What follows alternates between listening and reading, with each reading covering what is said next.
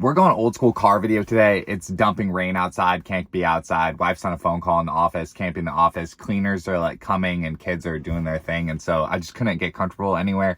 But it honestly, it fits the topic because budgeting in Bitcoin and dollars is hard. Well, budgeting in general is hard.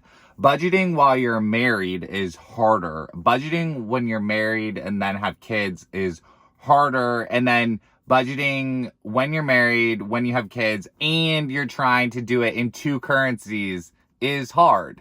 And I think that's why, among other things, Bitcoin kind of just continues to stay in like this investment bucket and kind of in this hobby bucket where like one partner will be really into Bitcoin, on Bitcoin Twitter, on Bitcoin YouTube, stacking on, their exchange of choice with just kind of their discretionary income that they keep a side pot of. And it's like, it's their hobby and it's their investment of choice.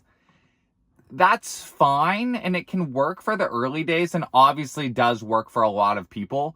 I think that for this next wave of kind of like Bitcoin versus the dollar and Bitcoin growth, I think we're going to begin to see more and more people talk about like Bitcoin personal finance and kind of like how to work Bitcoin into your like personal finance stack, as I call it. And that's why I've talked in my other videos about like, if there's a savings bucket, a checking bucket, or a retirement bucket, like all the places where you hold dollars in your life, and thinking about what percent of that bucket is, fiat and what percent of that bucket is Bitcoin as the base currency of it. And I think that's been the most helpful kind of personal finance analogy that has like helped me as us as a family have tried to kind of budget in Bitcoin. And then I talked about how just like having an Excel sheet, like a straight up Excel sheet, going old school and just measuring different assets in your life in their USD value and their Bitcoin value starts to kind of help you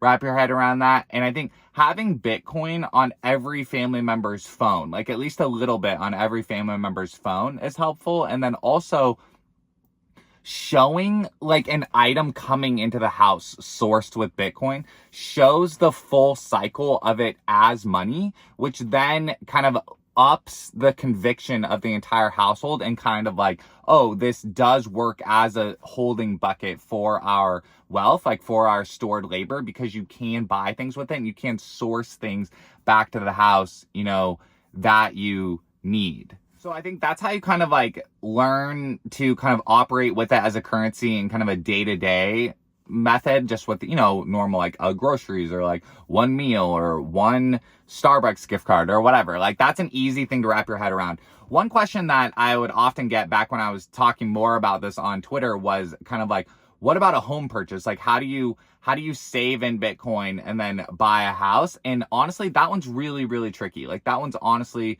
really, really tricky. I do think more mortgage loan officers are accepting kind of like Coinbase and exchange balances as far as like proof of funds now, the same way they do accept like brokerages as proof of funds. And then all the exchanges are getting better at kind of sending the 1099s for the buys and sells if that was the route you'd want to go. Here's the route that my wife and I actually went when we were purchasing our home.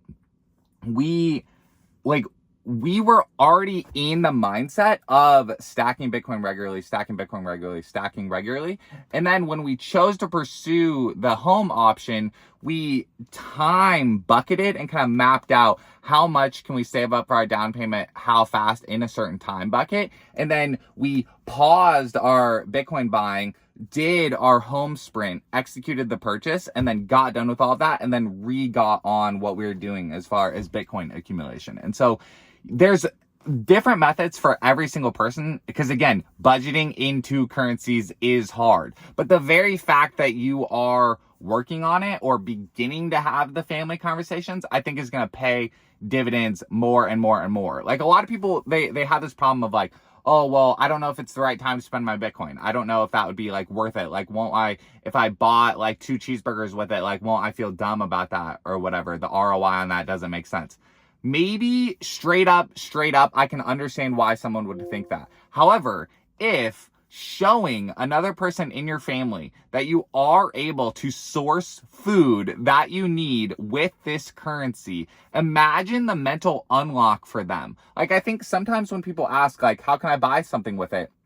They're actually not trying to like needle you or be like, oh, see, it's never going to work or whatever. They're actually just like truly asking.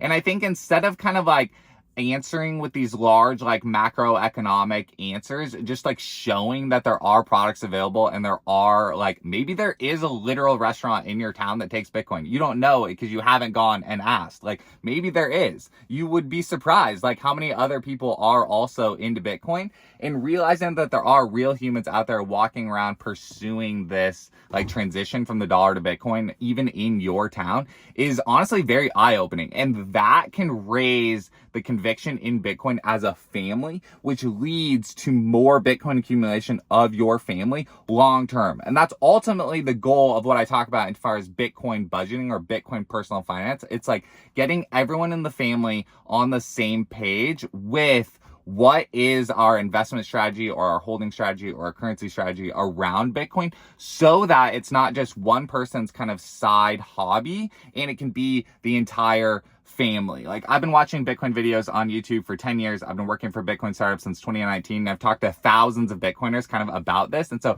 this is built up from talking to kind of the partner that's more into it and the partner that's less into it through meetups and through just kind of being online and talking on Twitter and people, you know, over the years. And so that's a lot of things that I've been thinking about in terms of Bitcoin budgeting is hard and it's an evolving field. And so let me know in the comments kind of how you approach Bitcoin budgeting or how you approach talking about the different aspects of Bitcoin as a currency or an investment, you know, with you and your family.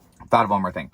Obviously, all of that being said, mostly applies when you have this thesis or this desire for Bitcoin to replace the dollar as the world reserve currency. Like, I sometimes forget that not every single person involved in holding Bitcoin kind of holds that long-term mission view of like Bitcoin replacing the dollar is better for the world. And that is a lot of where I'm coming from all the time. Is like, I do believe that's something that's personally the best for me and my family, but also largely and globally good for the entire world. Like, I truly think it's actually the number one thing that could change the world the most. And what I like about it is how it's something that's so influential and positive for my family and for my existence right here, like selfishly and personally in my little world, but also largely globally very effective at kind of changing the power structures of the world. And so that's why I'm like passionate about whole families getting on board with it together, both as like an investment and a currency, but also as kind of like a global mission. Because I think that's the way that, you know, kind of just like know your why. When you know your why, that's how you pursue things with, you know, as much oomph, as much passion as possible. I think that's possibly really going to serve like individuals and the world really, really well. And the easier and the sooner that we learn as families and as people to kind of switch off dollars and switch on to Bitcoin, our families will be better suited and the world will be better suited.